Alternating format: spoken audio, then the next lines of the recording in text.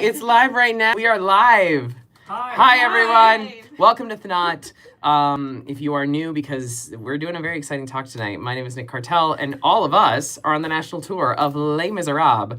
And we use our ThNOT on live as more of an educational forum. So tonight we're going to talk colleges. Do all three mind introducing yourselves? Hi, my name is Cartell, and I play Jean Valjean. Great, perfect. My name is Cartell. I play Jean Valjean. Great. I guess I'm Cartell.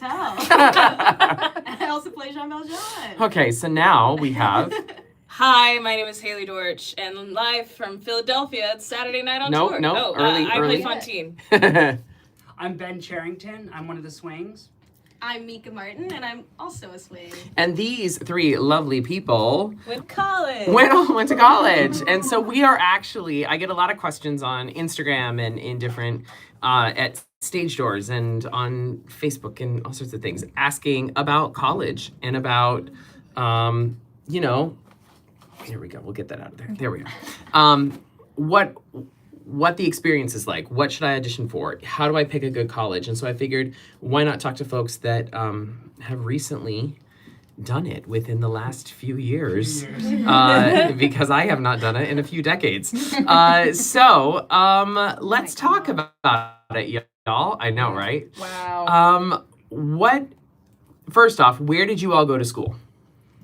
I went to Carnegie Mellon School of Drama. I graduated in 2020. Woohoo! Just when you want to have a theater degree. Yeah. Exactly.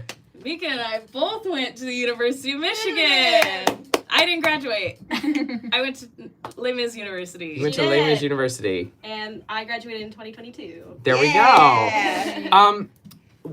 What made you pick the schools that you picked? I went to a performing arts high school, which was pretty like dance focused and like music theater focused, song interpretation, and all the sort of like class stuff that you might find at the music theater program. And so when it was time to look for colleges, I ended up sort of running toward the one that was sort of different than what I got in high school, where we had all the different like movement techniques and voice and speech and a lot of Shakespeare. And all this stuff that I got in high school, but was excited to run toward a little bit more, that was going to sort of diversify my portfolio as an actor. Amazing. Mika?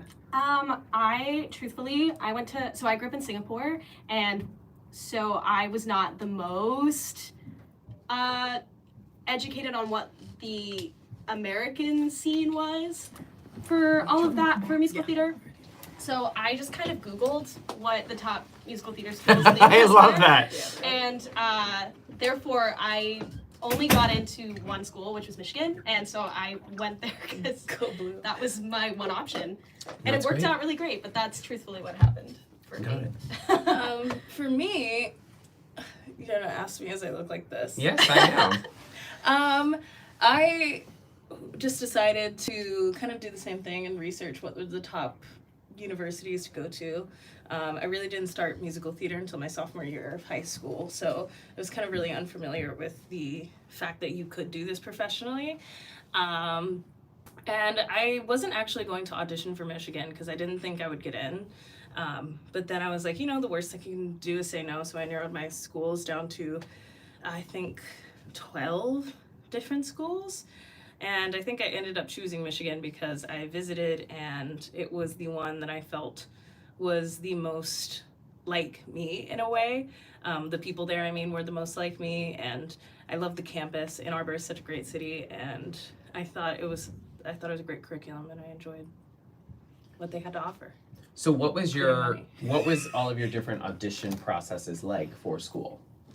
Like, did you guys go do like a general audition, with several schools, or was it you had to do each individual? Like, how did that work? Yeah, I did every audition on campus, which is I think such a privilege, because that's sort of so much of what the audition experience is like, do I see myself in the culture of this building, with this community of students and teacher, the people running the audition, generally the students, you get to meet them, see what their vibe is. And I think I ended up auditioning for 4 schools. I did 2 early action, and then once I What is early action? early action is so there's early decision and early action. Early decision is you you have the opportunity to be accepted early, sort of in the first semester of your senior year generally, and sort of that fall winter time slot, and then you are bound by that. Then you will go to that school. Early Got decision. it. Okay. Early action is you just go a semester early, if you will, and then you still have the opportunity to audition for other schools if you want to. Got it, okay. So, but after I got accepted to a couple schools early action, I canceled most of my other auditions because I got into a school that I was really excited about. And so then that next semester, I did 2 auditions, one of which was Carnegie Mellon. And ended up going there. There you go. Nice. Heck yeah. What was yours like? I also auditioned on campus. I auditioned pre-COVID, so I think things might have changed. I don't know what I the auditioned current is, pre-COVID too. but I know during that year everything was on Zoom, and then I don't know what it is now. But I Zoom and like virtual auditioning was not an option when I was a graduating senior, and so even though I lived in Singapore, I had to fly to the U.S. and I actually couldn't do unifieds, which is where they hold in Right. a hotel. Usually, they hold kind of a general audition for a bunch of schools, and you can kind of knock out a bunch of schools in a weekend, essentially. But it just didn't line up with my high school schedule in Singapore, so I did fly. I think I flew like 3 separate times and would do like 2 schools in one weekend. Wow. And then fly home because I had to do school, and Yeah. so which is also financially like a huge privilege. But that's like, it's also time consuming and you're dealing with jet lag and like Yes. getting in and then having to like sing an audition. Yeah. Like But essentially, I think that helped me. I was so jet lagged too that I the was nerves so were, yeah. you The nerves were were not like, I just there. want to focus on staying awake. And like oftentimes I had my suitcase because I would go straight to the airport Right. after, Right. and I was so not emotionally like present in a sense that it probably helped. It took There the you go. pressure off. Yeah. Yeah. Haley, what was yours like? So when I auditioned, it was 2020. Luckily, this was right before audition season ends, typically in like the February, March era, and so hence when the worldwide shutdowns were happening, I was pretty much done with my college auditions, and I did a bunch of pre-screens, which is basically the same thing as a self-tape. You send in whatever that school requires. There was this like website, I think it's called Get Accepted. Yeah.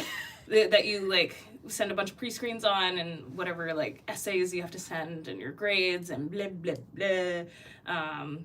And I did that, and then I went to this thing called Moonifieds, which is an event that happens in Dallas. There's this college audition coach named Mariana Denard, and I was a scholarship student under her.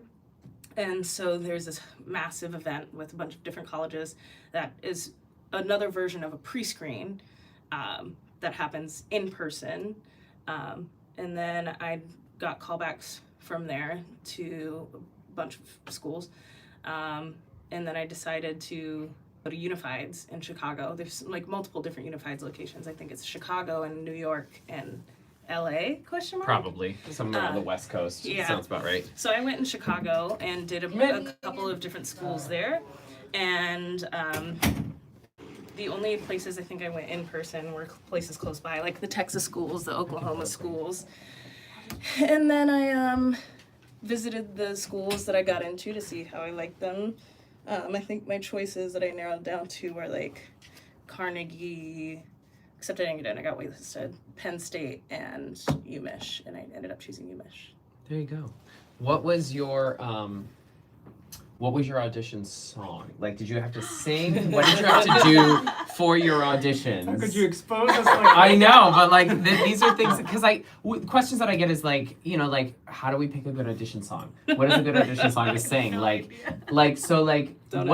did you have to prepare for your auditions? Because there's also a lot of students that are out there in high school, right? That are in their maybe junior year. That are like now they are starting and senior year starting to really think about these auditions coming up. What did you think what are things that you saw that made a successful audition for you or for others that you may have known, and what do you think are things that people should maybe back away from? Sure. and Well, not it's tough, do? right? Because like Right. every school has different requirements for Right. the material Yeah. you bring in. You know, like to some people, Which is insane also, 'cause it's or also like, 65. Why or just, can like, we all just get on the golden same age. page? Yeah. Can we all just get on the same Yeah, page with right. what everybody's asking for? Oh my gosh. Some Oh, people you are just like, reminded me anything of like that. traditional music theater, and some it's like no, pre-60. You know, Yeah, like yeah. So it's Yeah, it's hairspray tough is 'cause not traditional music.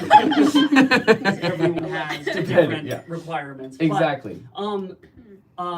so I sang for some schools, Dear Lucy by Drew Gasparini, and Okay. The Only Home I Know from Shenandoah. Yep. Or if they needed something older than that, because I think that's 70s, but like tradition. Yeah, was, Shenandoah is pretty, like, come on now.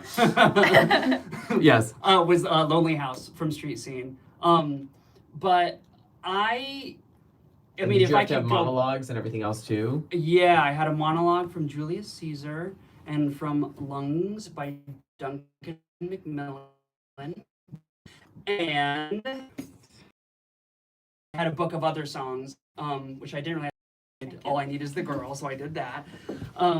But yeah, I think I came in with a book of 5 songs that was a little bit of everything. You know, one pop rock cut that I could whip out if need be. But yeah, that was my general package. So some form of that was at each audition. Wow. And if I went back, I would not spend the whole semester trying to find the perfect song that had every single thing that I was capable of and everything that I, could do, but just tell a story and trust that they could, see me communicating this story and Yeah. understand that any song, any monologue that I want to do, I'll have the chance when I get to school. So there's a question. Sorry, for those that are watching, the questions like pop up on the screen but then disappear quickly. So someone asked a question, do you need to have a BFA to be in a show like Les Miserables? No. I don't have a BFA. There are so many people that come to this career in so many different aspects in different ways. There are people that have been like, I studied broadcasting and then realized that I really loved theater and went to theater. There are people that are like, I want to get a business degree first and then came to theater. So there's no right way to get into this industry. This is just, we get a lot of questions about specifically for musical theater college programs or theatrical college programs, like what is needed, what is expected, and that's why we're kind of having this chat tonight. Mika, what was your experience? Like, what did you have to prepare for these like auditions? Similar to Ben, it was kind of different for everything. I think when I reflect on that time, I really did not have a lot of knowledge about what, hence Right. me Googling and whatever. And so I definitely also sang, my knowledge of musical theater at the time also wasn't super crazy. Like I was similar to Haley. I just kind of rolled up and senior year, I was like, oh gosh, I don't like anything else. So I'm going to try to do musical theater, I guess. Great. And I sang very basic songs. I sang I'll Know from Guys and Dolls. And I think I sang something from Violet, maybe? Okay, yeah, Like belt, up tempo, and legit, yeah. truly. But the thing is, I felt so good about it. Like I was like, oh, I can sing this, and I didn't overthink, oh, is this too basic? Right. And I think that helped me, same as the jet lag and not. Because also, I think that pressure. this goes for any audition out there, right? Like you want material that serves you. Yeah. That is right for you, that you enjoy singing, because if you don't enjoy it and if you feel like it's complicated, we're gonna see the casting, everybody's gonna see you working, right? Like we just want you to enjoy what you're doing. Yeah. Interesting. All right. So, no, I mean. Did you have to have monologues or anything like that? Yeah, I don't remember what No, any of but, those were. okay. But I did. So find a good monologue if you are looking into this. Somebody also asked, do you have to go to one of these big schools in order to get a job in the theater? No. I went to Arizona State University, which when I went had a theater school, had a music theater school. I auditioned for the musical theater school and they didn't take me. So I was a theater major and did all of my work in musical theater outside of school. So there's no right way to do this. If you can get what you need out of the school that is near you that you can afford, then go that way. We're just trying to give an education here. Haley, what was your audition? It's so funny because I had like when you audition, typically they're like, give us your best contrasting, and let me tell you, mine were contrast. Typically what I would do is sing I'm Here from The Color Purple, the biggest black girl ballad of all time, or Your Daddy's Son from Ragtime would be my like dramatic ballads, and then as my up tempo I would do Life of the Party from The Wild Party. And what was your monologue? I did a Shakespeare monologue because Carnegie required that you had a Shakespeare monologue, and I did Henry IV, Lady Percy monologue, and then I had one about like a quesadilla. Yeah, I'm a dream from last night. I'm a comedy actress, so what can I say? Fantastic. I know that we're gonna start running into like short on time, so I want to ask you each one piece of advice that you would give anybody out there that is looking at schools or that is auditioning and getting ready. All right, first this question: how do you find a monologue? Answer that question first, and then we'll go to my other question. Someone just asked, how did you find a monologue? Read plays. Reading Much plays. of it was I just would flip through like Yeah. different plays, and when I saw a big chunk of text, I was like, could that work? Nope, next. And that's how I found it. Exactly. Yeah. Go to a bookstore, find a play. Yeah, go to the bookstore, go to the library, There's and just also like read. books of monologues that Yes. people have compiled I together. used Google. There you go. There's out there to do it. One piece of advice that you would give those out there that are starting this journey of trying to find a school or audition for a school, what advice would you give? At the end of the day, it's exciting and awesome to be accepted to a school that you love and you're excited about, but you have to remember, in a lot of cases, it's 4 years you're going to spend there every day. So think about, look at the curriculum, see what the schedule is like, and think about that you have to wake up every day and be ready, willing, and excited to do that. So pick the curriculum that you love, go do something that really focuses on what you're excited about, and It's your 5-minute call. and I'm gonna go because it's the 5-minute call. Because that's the 5-minute call. Then Cherington, thank you so much. Thank you for having me. Have a good show, buddy. See you out there. See ya. Mika. The best piece of advice I was given, and that I would give again, was research lots of schools and stay open. As someone who, got into one school and then got rejected from I think I auditioned for 12 schools, and so I got rejected from 11. It can feel, it made the decision of where to go, obviously very easy for me, but I think just keeping all your options open and have lots of different programs, because ultimately you want to go somewhere where they want to have you as well. And this, just like this career, the schools, it's really all very subjective, and there's no I do this and this and I will get into this school. Like there's none. It's so up in the air. So I think just staying open to what life hands you as well. Very good. Yeah. I love that. Haley? All the same things. Be yourself. Of Yeah. course. I think my biggest piece of advice, because you just reminded me of something, is like truly know about the schools that you're auditioning for. Like both of you guys said, I was very fortunate. I had a really incredible audition season and got into every school I auditioned for except for one. Or I got waitlisted at Carnegie, and then I didn't get into CCM. And I'm pretty sure it's because when I did my final callback, they said, "Why do you want to come here?" And I said, "Because it seems pretty cool." Because I knew nothing about the school. So know about the school you're auditioning for. Yeah, they'll ask you. Yeah. They'll ask you questions like that. Thank you both. Thank you you. so much. I gotta go get dressed. Yeah, Haley, have a good show. Mika, have a good show too. Thank you. And Good. you too. Don't suck out there, okay? We got people paying money. We love each other here at Les Mis. Thank you all so much for tuning in. Thank you to these amazing special guests of mine. And tune in on Saturday night for ThNOT with Haley. And we will see you next week. But thanks. This was a really great talk. And you know what? If this was helpful, leave a note in the comments and we will try to do more of these and get more people in here to talk about their experience at school and things that they should prepare. And that's it for me. I'm going to go on stage. Bye, everybody. See you next week.